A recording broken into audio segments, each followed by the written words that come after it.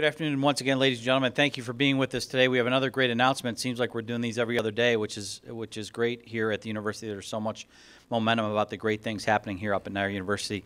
And today is a focus on a new initiative here in the academic sector, the new Center for Ethics in Medicine and Healthcare here at Niagara University. And we have a number of speakers with us. We're going to start things off, as we usually do here, with our president, our great president, the 26th president of Niagara University, the Reverend James J. Maher, CM. Father.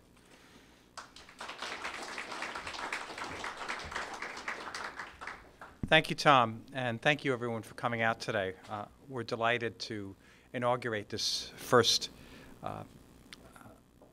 really, I think, groundbreaking academic chair. I'd like to just begin by saying to the group here that really, as I said last week when we announced a $1 million gift for applied internships with athletics and our academic life, all roads at Niagara go through academic excellence. And so today the announcement blends cutting-edge ethics, research, teaching that serve our mission and our graduates. I begin with gratitude to Rosa Bente Lee Ostapenko and her vision. She was, as you may know, an immigrant who immigrated to the United States from Germany. She was a seamstress and was fortunate enough to be able to allow and enable her gifts of design and creativity to catch fire that put her in a position to have resources to be able to help others.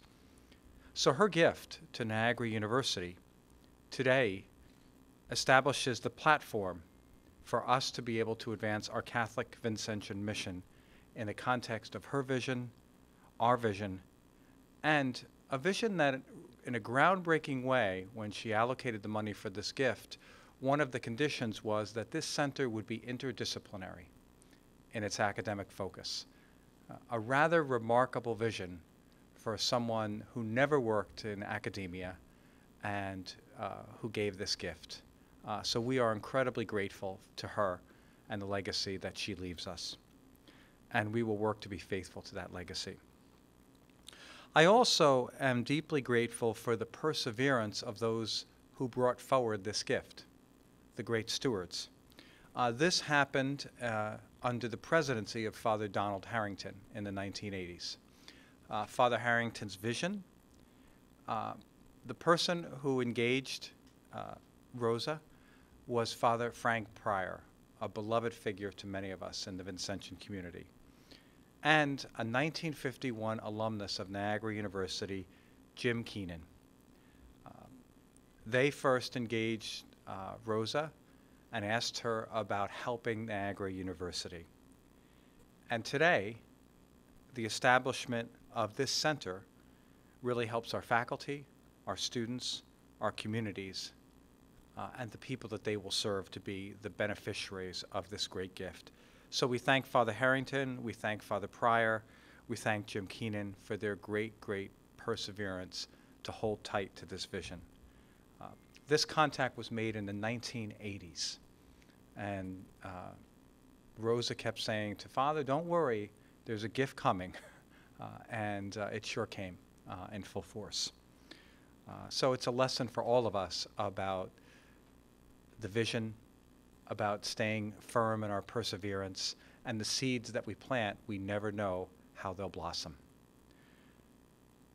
I'm grateful to Jim Delaney for being our first faculty occupier of this center. Jim is a graduate of Xavier University, a wonderful Catholic Jesuit university. He's a graduate of the University of Buffalo. He's a great scholar, wonderful teacher, exemplary professional, and he embodies what we really hope for in this chair, someone who blends engagement, teaching, service, and research.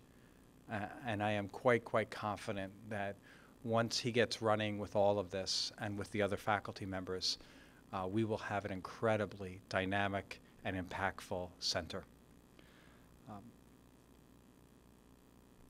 Oftentimes in higher education, there is not a debate, but there are different dimensions of what we should focus on. Every time we host an event with students and families, one of the questions that parents often ask is, what kind of job will my son and daughter have if they come to Niagara University? It's a question we have to answer every time. And we don't answer it specifically in the way perhaps that they might expect us to answer it directly. We answer, sure, we're incredibly proud of our 97% placement rate in graduate school, of our recent graduates, and employment.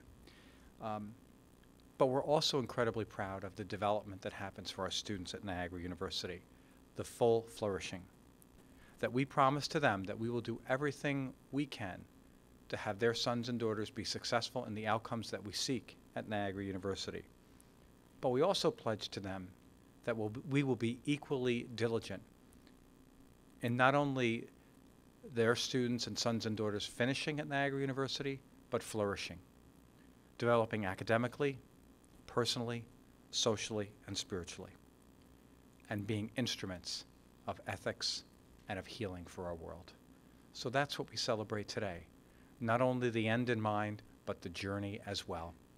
Again, we thank all of you for coming out today, and we look forward to the full flourishing of this center. Thank you very much.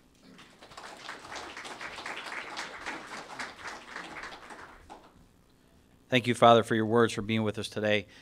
It is an incredible day. Father mentioned the Ostapenko gift, which in total was more than $4 million, and we'll talk. I'll mention a little bit more about that later, because it has funded other things here at the university. But this Center for Ethics in Medicine is an opportunity for students to deepen the understanding of moral challenges that exist in healthcare and in the medical field. And it is, as I've learned more and more about this, working with Dr. Delaney, it is almost unprecedented that this type of work happens at the undergraduate level. It's usually graduate level work, it's med school work, but our students get this type of work at the undergraduate level. And it's because of Dr. Delaney that they do that. At this time, it's my pleasure to introduce Dr. Jim Delaney to offer some words about the center itself and the work. Jim?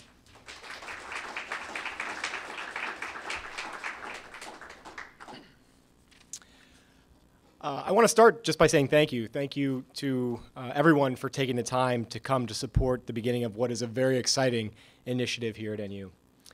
The vision for this center began about a year ago, and at that time I was fortunate to be appointed to this new endowed director position, thanks to the incredible generosity of Rose Bente Ostapenko. So I want to echo Father Maher's comments in thanking her for making all this possible.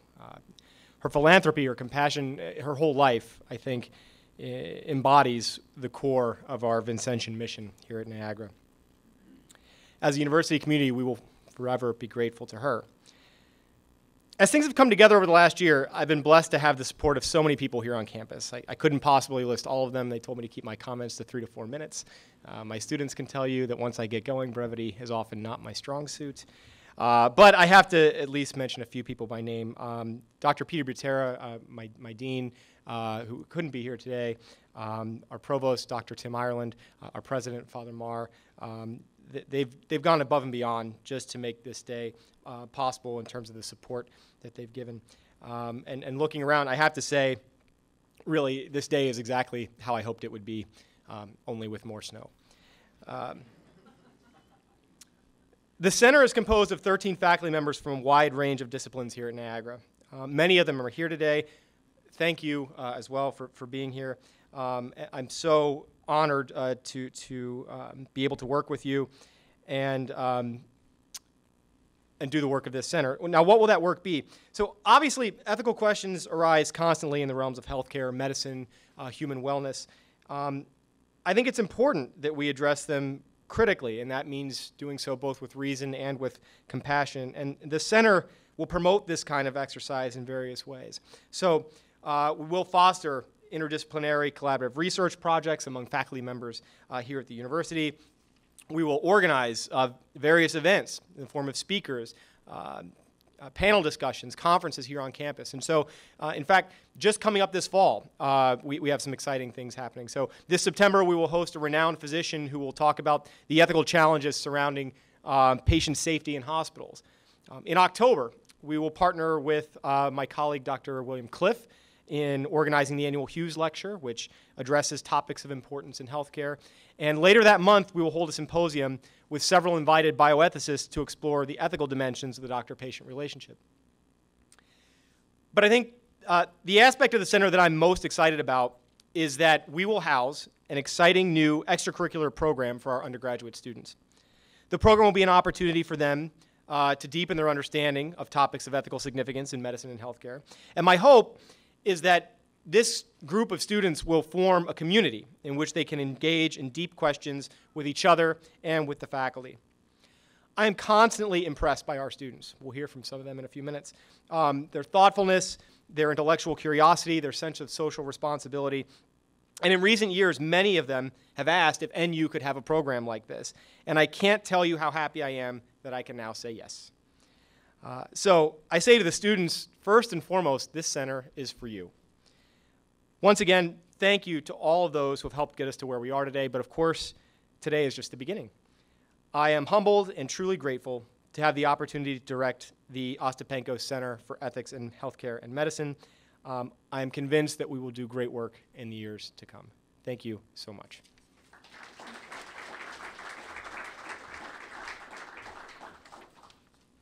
Thank you, Jim, for your leadership in this initiative. Jim mentioned the faculty members that will serve in the center, and a number of them here, so I'm just going to, if you're here, just wave your hand. I'm going to run through the list. Dr. Bill Cliff is with us right here. Dr. Fran Crosby, professor and chair of nursing, is with us. Dr. Bob Green is probably in his lab working, if I know Bob Green. Nanette Harmon, Kevin Hinckley is here, our general counsel for the university. I know Shannon Hodges I saw earlier as well, Dr. Shannon Hodges. Dr. Debbie Leonard, Deborah Leonard's here. Thank you for being with us. Dr. Sue Mason, a professor of psychology. Dr. Mary McCord, who's probably also in a lab. Sister Judy Merkel, a Ph.D. professor of religious studies. I saw sister in the back there. Dr. Craig Rivera from criminology and criminal justice.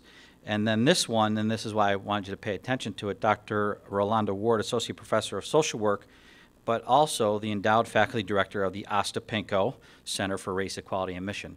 So that gift is going a long way here at the university. It was as Father said, you know, we were told it's coming. Father, the gift is coming, and it is making an incredible impact. And with this, the announcement of this center today, will continue to make an impact. Father, my gift is coming too, but it won't be $4.1 million, just so you know. It might be $4.1, if that's all right. But one of the great things about working at Niagara University is, as an institution, it's an incredible institution of higher learning and academics. And our students do incredible work here, as Jim said, incredibly proud of the students, the work they do here. They amaze us every single day. The other great part about Niagara University is our students don't just live on this campus and work on this campus. And the university doesn't just exist on this campus. Through Father's leadership and vision and his predecessors, Niagara is deeply committed to the community that we live in, that we serve in. So we have partnerships across all industries, whether it's hospitality or education, in business and accounting, and in healthcare. Niagara University is a force in healthcare, and we have a number of healthcare partners today. And to speak a little bit about this center and our work and our partnership, it is my pleasure to introduce the Vice President of Mission Integration at Mount St. Mary's Hospital, one of our partners, one of our neighbors, Bernadette Franjoine. Bernadette.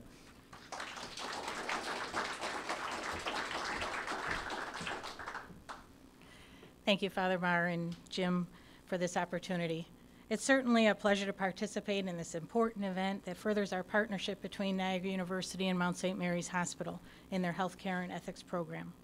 As the chair of the ethics committee at the hospital, I see firsthand challenges that our communities face, our patients, our families, their caregivers, our providers, each and every day.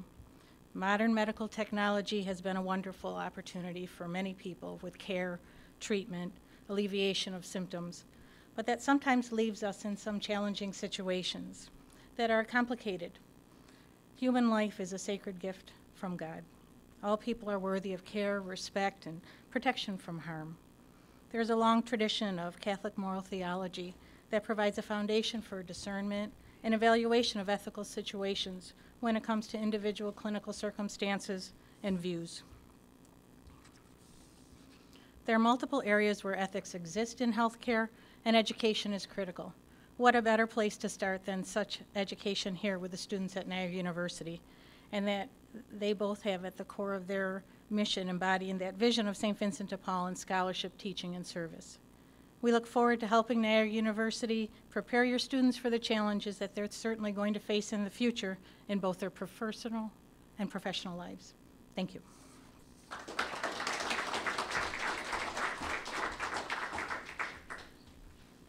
Thank you, Bernadette, for being with us and for the partnership that we do share. It's wonderful to have our partners come and join us for great events like this.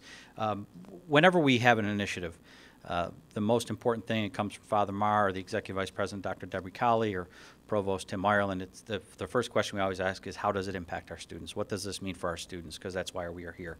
So it is great to have a couple students, a former student, former Niagara University student, graduate. He's a current student, just not here, and then a current student. But first, it is my pleasure to introduce a member of the class of 2017, Adam Siedlecki, who is now at the University of Buffalo in medical school. Adam.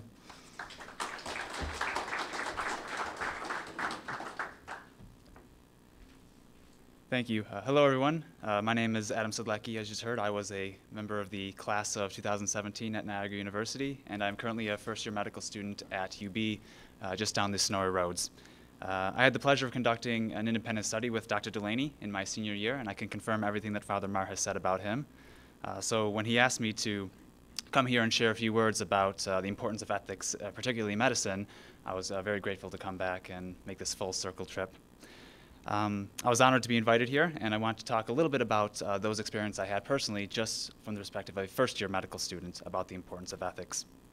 Anyone in the field of healthcare, doctors, nurses, administration, billing, anyone who's seen an episode of House or Scrubs or has listened to the speeches we've heard here, knows that there will always be ethical considerations in our lives, in the lives of our patients, in the lives of our family members and our community members.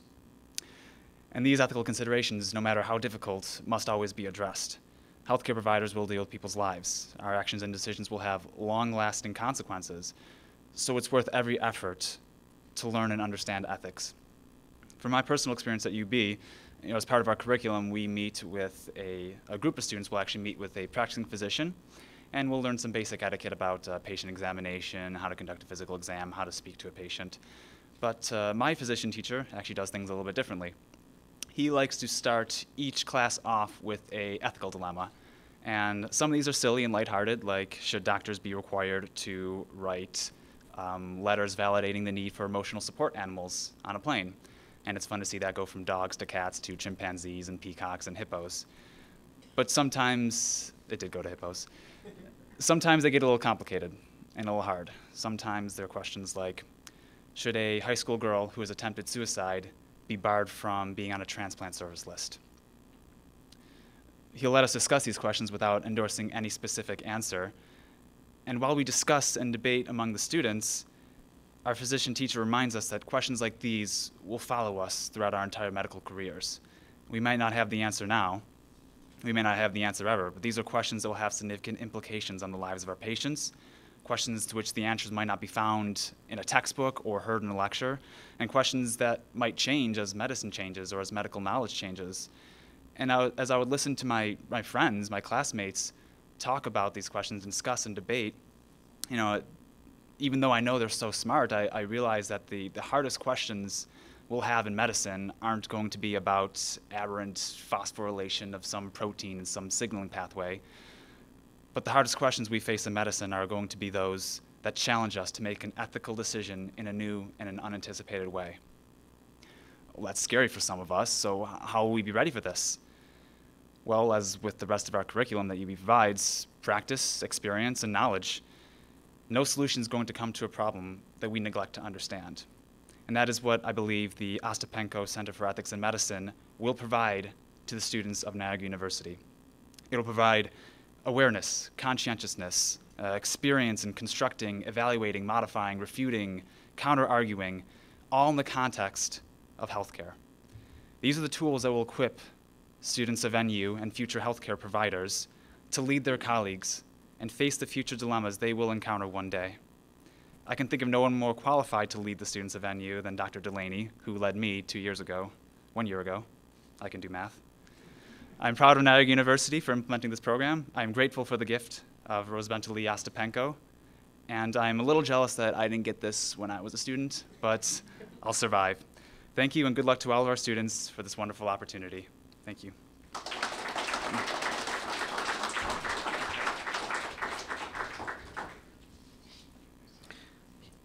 I don't always feel like I sound dumb after somebody speaks like that, but I'm going to need some of the help to explain some of that stuff to me. Some of our biggest decisions are whether we tweet it or put it on Facebook. We're not faced with those types of decisions, but it's wonderful to have an education that's grounded in this center, ethics and medicine, so when students are here, even before they enter medical school, they have that basis, that grounding for it. And for somebody who is currently here as a student for another just less than a month, right? It is my pleasure to introduce Britteny Purcell, who is a senior biology major here at Niagara. Britteny?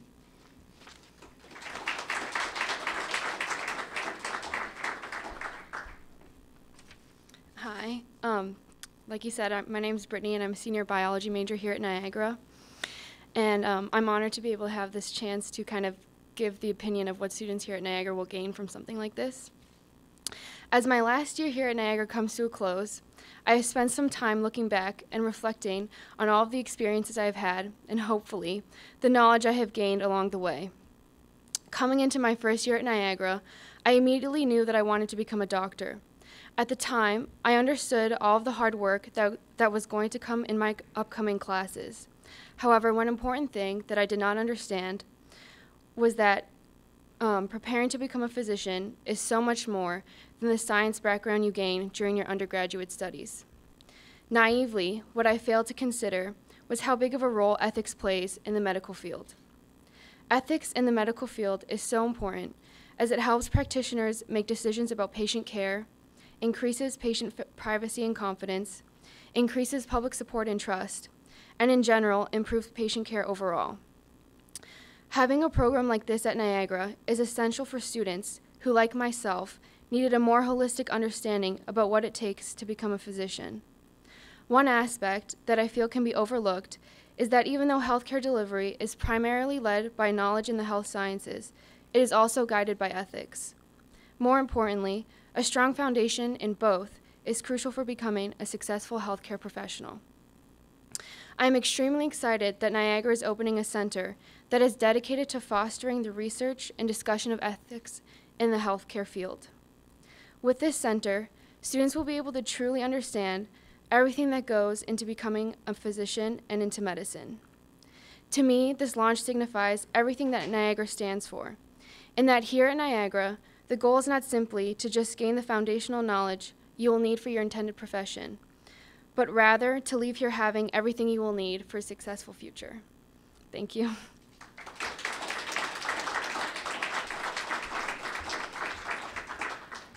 Ladies and gentlemen, thank you for being with us today for the launch of the center. It is wonderful to have so many people here. Congratulations to Father Maher and Dr. Delaney on this. Thank you to Adam, Bernadette, and Britteny for being with us to speak today. Enjoy the rest of your day, ladies and gentlemen.